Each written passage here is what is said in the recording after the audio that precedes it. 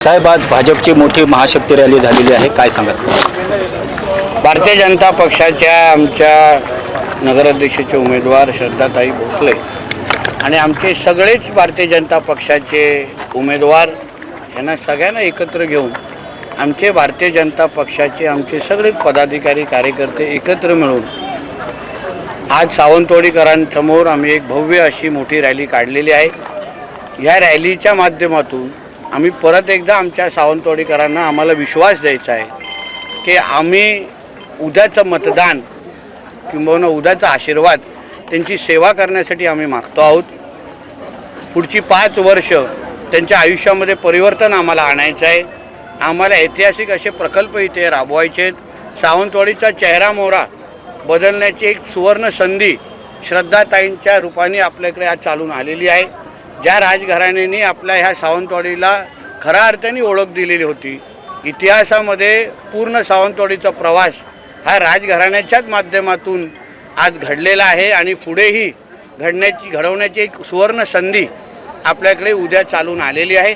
म्हणून मतदार बंधू भगिनींनी आणि तरुण मित्रांनी सगळ्यांनी एकत्र येऊन आदरणीय आमच्या श्रद्धाताईंना आणि त्यांच्या सर्वच सहकाऱ्यांना भरघोस असा मतदानारूपी आशीर्वाद तुम्ही द्यावा। श्रद्धाताईंना मतदान म्हणजे आदरणीय नरेंद्र मोदी साहेबांना मतदान, श्रद्धाताईंना मतदान म्हणजे आदरणीय देवेंद्र फडणवीस साहेबांना मतदान, श्रद्धाताईंना मतदान म्हणजे आदरणीय रवी चव्हाण साहेबांना मतदान, श्रद्धाताईंना मतदान म्हणजे आदरणीय राणे साहेबांना मतदान। आणि मी पालकमंत्री म्हणून पण माझी जबाबदारी मी स्वीकारतो की उद्या श्रद्धाताई आणि आमच्या सगळ्या टीमला निवडून आल्यानंतर सावंतवाडीसाठी या शहराच्या विकासासाठी राज्य सरकारचा प्रतिनिधी म्हणून एकही रुपयाची निधी कमी पडून देणार नाही।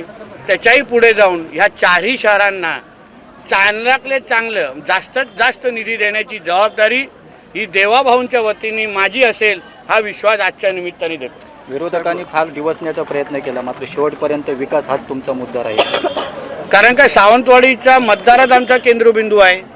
हा नितेश राणेची ही वैयक्तिक निवडणूक नाही, आमच्या वैयक्तिक आमच्या हेवे दावे दाखवण्याची ही निवडणूक नाही, उणीधुणी काढण्याची ही निवडणूक नाही।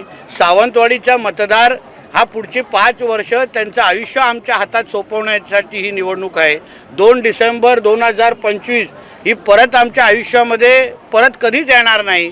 पुढच्या 5 वर्षानंतर ही संधी आम्हाला मिळणार आहे।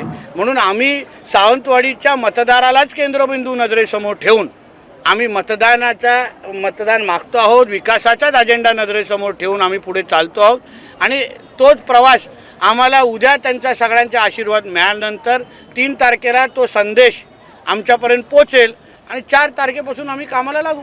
तुम्ही एक विचार करा, ज्या राजघराण्यांनी या सावंतवाडीला सुंदरवाडी ओळख दिली, मोती तलाव कोणी निर्माण केला, रस्ते, पाणी, वीज, आरोग्य, शाळा, शिक्षण या सगळ्या ह्या ज्या काही बाबी आहे सावंतवाडीकरांना देण्याची कोणी सुरुवात केली आणि म्हणून ज्याची ओळखच ज्या सावंतवाडीला ओळखच सुंदरवाडी ह्या राजघराण्याच्यामुळे अगर मिळाली असेल तर राजघराण्यातल्या अगर व्यक्ती आपल्या या एका खुर्चीवर आपल्याला आशीर्वाद मागतोय, नगराध्यक्षाची निवडणूक त्या आमच्या श्रद्धाताई लढवत आहेत, मला वाटतं हे राजकारण करण्याची ही वेळच मुळामध्ये नव्हती।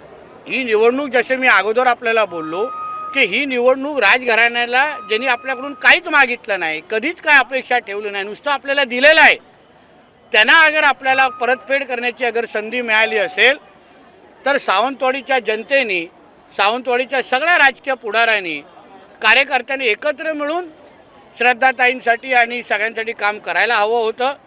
राजकारणामध्ये राजकारण करत असताना माणुसकी नजरेसमोर ठेवून आपण काम करायला पाहिजे। आपण भारतीय जनता पक्ष, शिवसेना, काँग्रेस, राष्ट्रवादी काँग्रेस ह्या सगळ्या पक्षाचे कार्यकर्ते होण्याच्या अगोदर आपण सावंतवाडीकर आहोत, आपण सिंधुदुर्गकर आहोत आणि त्या चष्म्यातून अगर ही निवडणूक पाहिली असती तर आज हे कुठलीच टीका टिप्पणी केली नसती। आज मोती तलाव असेल, मल्टी स्पेशलिस्ट असेल, आमच्या लखमराजेजींनी पत्रकार परिषदेमध्ये काय बोलले, ते सगळे प्रश्न सोडवण्याची जबाबदारी त्यांची आहे।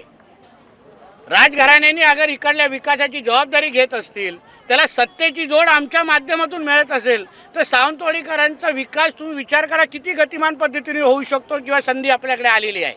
ते म्हणून ही संधी आपण सोडता कामा नये। राजकारणाच्या जागी दीपक केसरकर साहेब पण कितीही काय बोलले असले तरी त्यांचाही आशीर्वाद मी परत सांगतो, त्यांचाही आशीर्वाद श्रद्धाताईंनाच आहे. हा विश्वास तुम्हाला देतो, म्हणून तुम्ही तुमचे कॅमेरे तयार ठेवा. एकनाथ शिंदे साहेब हे राज्याचे मुख्यमंत्री राहिलेले आहेत. शिंदे साहेबांना चांगल्या पद्धतीने माहिती आहे की राज्यातली प्रत्येक फाईल, प्रत्येक डिपार्टमेंटची त्याची शेवटची सही ही आदरणीय मुख्यमंत्र्यांची असते. त्यांच्याच सहीने कोणाला निधी द्यायचं, कोणाला ती यादी नक्की करा, हे सगळ्याचे सगळे आदरणीय मुख्यमंत्र्यांच्याच सहीने सगळे निर्णय होतात. काल आदरणीय अजितदादांनी कुठल्या तरी सभेमध्ये जाहीर सांगून टाकलं आहे की मी अर्थमंत्री असलो तरी निधी बाबतीचे अंतिम निर्णय हे मुख्यमंत्री घेतात. आणि म्हणून अगर या महाराष्ट्रात सबकुछ अगर देवाभाऊ असेल तर मग दुसऱ्याकडे मतदान करण्याचं कारणच काय, याचा विचार करावा. हा माणुसकीच्या चौकटीचा बाहेरचा विषय आहे. त्यांच्या पूर्ण प्रवासामध्ये राजघराण्यांनी त्यांना केलेली मदत, त्यांना दिलेला पाठिंबा, विकास जरी जेव्हा जेव्हा करण्याचा प्रयत्न केला तेव्हा तेव्हा हे राजघराणे त्यांच्याबरोबर उभं राहिलेलं आहे. म्हणून मला असं वाटतं दीपक केसरकरजींनी हे विचार करावा की 2 तारीख ही जाऊन 3 तारीख कधीतरी उजळेल. परत एकदा हे राजघराणं आपल्यासाठी सेवेसाठी नेहमी तिथेच असेल. आणि म्हणून आज पण वेळ गेलेली नाही. आज रात्री 10 वाजेपर्यंत प्रचार करण्याची संधी आहे. दीपक केसरकर साहेबांनी राजघराण्या म्हणजे आमच्या श्रद्धाताईंना बिनशर्त पाठिंबा जाहीर करावा अशी शेवटच्या वेळी त्यांना विनंती करतो. त्यांनी नावं घ्यावी. लँड माफिया म्हणजे नेमकं कोण, त्यांनी नावं घेतलं तर त्याच्यावर आम्ही बोलू शकतो. जो बाण आमच्याकडे येतच नसेल त्याच्यावर आम्ही उत्तर का देऊ. कोणालाही दिलेले नाही आहे. चुकीच्या पद्धतीने कोणालाही केसमध्ये गुंतवलं जात असेल तर त्याच्यावर ॲफिडेविट झालेले आहेत. आमच्या देशात राज्यात डॉक्टर बाबासाहेब आंबेडकरांचं संविधान चालतं. नुसतं आरोप प्रत्यारोप करून चालत नाही, पुरावे द्यायला लागतात. आणि मी पालकमंत्री आहे ना, मी असताना कोणाची हिंमत या सगळ्या गोष्टी करण्याची. आमच्या श्रद्धाताई लोकांच्या आशीर्वादामुळे, जनतेच्या आशीर्वादामुळे नगराध्यक्ष झाल्या, तर केसमध्ये मदत नाही करणार का. अरे सकारात्मक पद्धतीने बघा ना. दीपक केसरकर साहेब का सगळ्या गोष्टी नकारात्मक बघायला लागले मला आता कळतच नाही. नेहमी श्रद्धा आणि सबुरीबद्दल बोलणारे आमचे केसरकर साहेब, नेहमी चष्म्यात नाकावर ठेवून बोलणारे आमचे केसरकर साहेब अचानक राजकीय चष्मेतून का बघायला लागलेले आहेत. त्यांनी सकारात्मक पद्धतीने पाहिलं पाहिजे. राजघराण्यातली व्यक्ती उद्या नगराध्यक्ष झाली, मग लखमराजेजी असतील, आम्ही सगळेजण एकत्र बसून ज्या ज्या केसेसमुळे सावंतवाडीच्या विकासाला अडचण होत असेल तर सोडवण्याची सुवर्ण संधी ही नाही का. विचार करा ना. एवढा अनुभवी राजकारणी केसरकर साहेबांसारखा असं कसं चुकीचं बॉल खेळू शकतो हे मला आत्तापर्यंत कळलं नाही. मी त्यांना धुरंधर समजायचो. उलटा त्यांनी समजलं, त्यांनी खऱ्या अर्थाने अगर सावंतवाडीवर प्रेम असतं ना, त्यांना ही संधी सोन्यासारखी वाटली असती की नाही श्रद्धाताई उद्या निवडून गेल्या, त्याला आपण त्यांच्याकडून प्रत्येक प्रश्न सोडून घेऊ. त्या दिवशी आमच्या लखमराजेजींची पत्रकार परिषद जरा आवर्जून बघा किंवा त्यांना क्लिप पाठवा. अतिशय पॉझिटिव्ह पद्धतीने उलटं ते हेही बोलले की आम्ही केसरकरजींना पण बरोबर घेऊ. एवढा सकारात्मक पद्धतीने अगर आम्ही निवडणूक आम्ही सगळ्यांना लढवत असू तर केसरकर साहेबांनी नकारात्मक होऊ नये एवढी विनंती त्यांना. मला उद्या कळेल ना. चुकून अगर त्यांना कमळसाठी अगर मतदान मागताना पाहिलं उद्या, हां, तर आश्चर्य वाटेल ना. तुमचे कॅमेरा फक्त ऑन ठेवा, माझा काय विषय नाही आहे. ते तुमच्या चातुर्यावर आहे, तुम्ही कसं शोधता मला माहिती आहे. म्हणून तर मी अंदर की बात सांगितली ना. आता अंदरची बात शोधण्याचं काम पत्रकार मित्रांचं आहे, तुमचं काम मी कशाला हलकं करू. सुटतील जेव्हा एक राजघराण्यातली व्यक्ती त्या सावंतवाडीच्या नगराध्यक्षाच्या पहिली नागरिक म्हणून अगर तिथे श्रद्धाताई बसल्या तर मी तुम्हाला बोलतो सगळ्यात प्रश्न सुटतील. कोणालाही कोर्टाच्या पायऱ्या चढण्याची गरज वाचणार नाही. अतिशय सकारात्मक पद्धतीने सावंतवाडीचा विकास आणि सावंतवाडीला पुढची 5 वर्ष अतिशय विकासात्मक पद्धतीने पुढे घेऊन जाण्याचं काम श्रद्धाताईंच्या नेतृत्वाखाली आम्ही सगळेजण करू. मी जिल्ह्याचा पालकमंत्री आहे. आमचे आज सकाळी तुम्ही आदरणीय मुख्यमंत्री साहेबांचा व्हिडिओ ऐकला आहे.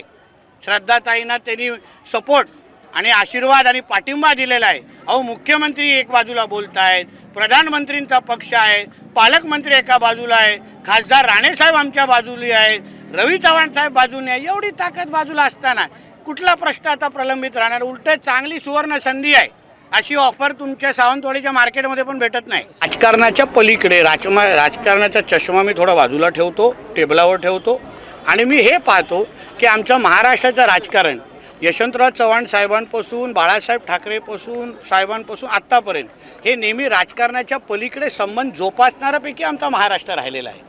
आणि म्हणून त्याच संबंधासाठी त्याच राजकीय दृष्टिकोनातून प्रगल्भतेच्या दृष्टिकोनातून आदरणीय राणेसाहेब आणि आदरणीय एकनाथ शिंदे साहेब काल भेटलेले आहेत. बोलतायत काय कोण पैसे वाटतायत? अरे चुकीची बाब आहे. असे काय त्यांच्याकडे पुरावे असतील तर त्यांनी पोलिसांनी द्यावा, राज्य निवडणूक आयोगाकडे दिलं पाहिजे. म्हणजे स्वतः एक माजी मंत्री आपले स्थानिक आमदार स्वीकारतात की पैसे वाटतायत, हे अतिशय गंभीर बाब आहे. मी पोलिसांना त्यांचे वक्तव्य तपासायला सांगेन.